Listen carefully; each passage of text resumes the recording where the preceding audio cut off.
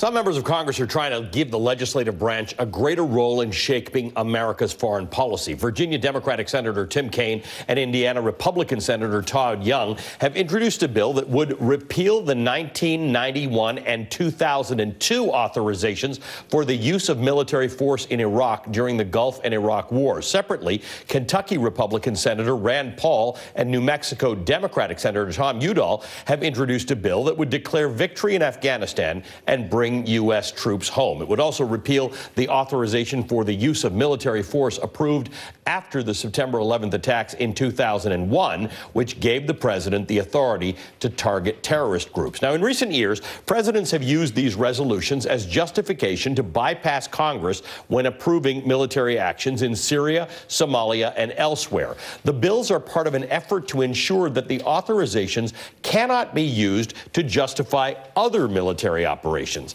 Virginia Democratic Senator Tim Kaine is helping to lead this effort. He joins me now. Senator, good to see you again. Thank you for being with us.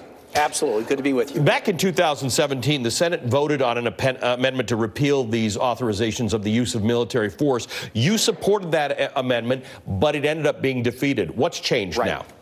Well, you know, I think in a way, Ali, first, it's great to have a Democratic House. That's really going to help us on this. And even my Republican colleagues, they are starting to get very, very worried about this president's tendency to go it alone on war, on trade, on appropriations, on all kinds of things without Congress. And so you've seen these two efforts that are right at the same time, the Paul Udall bill to basically bring troops home from Afghanistan and then terminate the 2001 authorization, my bill with Todd Young, so both of these are bipartisan, to get rid of these zombie authorizations from 1991 and 2002 dealing with military force in Iraq. And we will have in the next 2 weeks a third matter before us where the Senate is expected to pass a resolution that will go to the president's desk ordering him to stop U.S. participation with Saudi Arabia in their activities in the civil war in Yemen.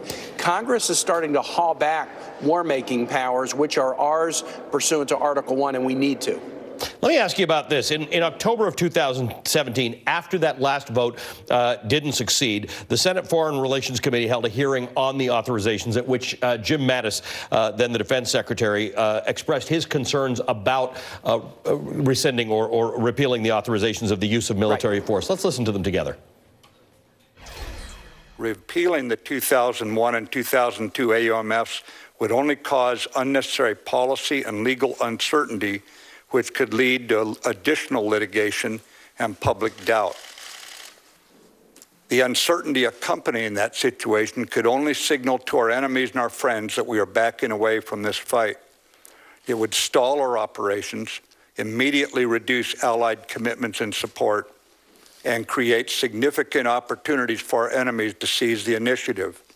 Additionally, repealing the AUMFs without new authority would deprive us of the ability to detain dangerous enemy combatants who could then be released to fight again.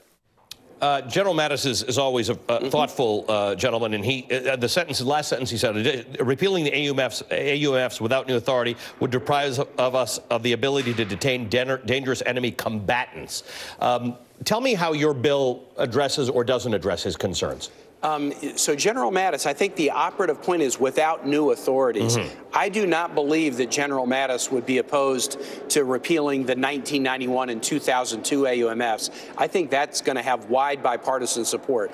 What he's talking about is the 2001 AUMF passed after the 9/11 attacks, which has been the basis for military action against the Taliban, ISIS, and al-Qaeda.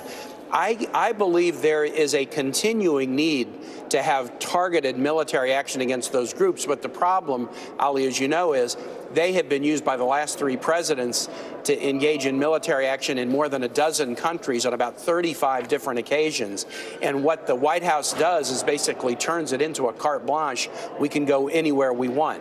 So I believe that the right strategy is to repeal 91 and 02, the Iraq authorizations, and to take the 2001 authorization and make it much narrower. Senator Corker and I last year had a proposal that would have clarified, for example, that authorization could could never be used by a president to wage war against a sovereign nation without coming back to us. Because I think the president could easily blunder us into a war in Iran and claim that he's doing it based on the 2001 authorization. We need to shut that disastrous route down so that the president couldn't bypass us and wage a war against Iran that he shouldn't be waging. Senator, the president signed an executive order today that ended a requirement from the Obama administration that the U.S. government publish an annual report on the number of people killed in drone strikes or other counterterrorism operations that take place outside of war zones. What's your take on this? I think that is a disaster. The transparency of this is incredibly important, not just for members of Congress. I'm on these committees, and I can get some of that information classified. But I think the American public needs to understand this. And so we have to insist on that information, Ali. The reason that Congress is in the business of making war declarations is so that we'll have a debate in front of the public. The public will know what's at stake, and we can put an imprimatur on military missions about whether they are a good idea or a bad idea. The president, by trying to hide the ball, is trying to keep the American public from being read in on this, and then that means that the nation is undertaking military activity without the support of the public, and that's not something that we should do. Senator, I have so much more I want to talk to you. I know you have another commitment, so before I let you go, I just want to ask you real quick, what's your take on how the Democratic field is piling up for the 2020 elections, having been a vice presidential candidate yourself? I mean, a lot of good people, and obviously it's so early. First debate's not till June, and there will be more who will probably get in the field. I don't think competition is bad. I think everybody putting their best ideas on the table, making the case to the Democratic primary and caucus electorate, winnowing out the best ideas, see who's got the staying power to be a great president and beat President Trump. I think the primary process is going to work to do just that. Senator, I do want to talk to you about Saudi Arabia and other matters, so I'm going to ask you right now if you'll just come back and we'll continue this conversation. The Saudi Arabia discussion is really important, and I'd love to have it with you. I know you've got another commitment now. Thank you for taking the time, sir. You bet. Senator Tim Kaine of Virginia, member of the Foreign Relations and Armed Services Committees. Up next.